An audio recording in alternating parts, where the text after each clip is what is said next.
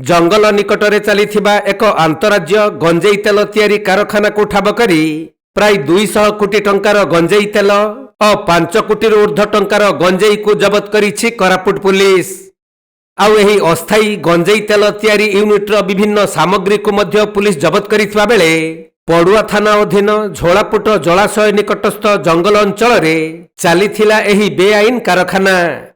तेबे गुप्त सूचना आधार रे कोरापुट एसपी यह जानिबा परे एक स्वतंत्र पुलिस टीम गठन करिथिले। आउ रास्ता मार्ग रे पुलिस टीम न जाई नौका और चाली चाली गुप्त भावे सही स्थान रे पहुंचीथिले। परे सेठारु 1800 लिटर गंजेई तेल और 1000 किलोग्राम रु अधिक गंजेई जबत करिसंती। तेबे गंजेई तेल तैयारी रे आंतराज्य जुगसूत्र थिबा प्रमाण मिलिथिबा बेले यार मुख्य सूत्रधर को भी चिन्हट करा जाइछि। एही घटना कोरापुट पुलिस पई आनिछि एक बड़ सफलता।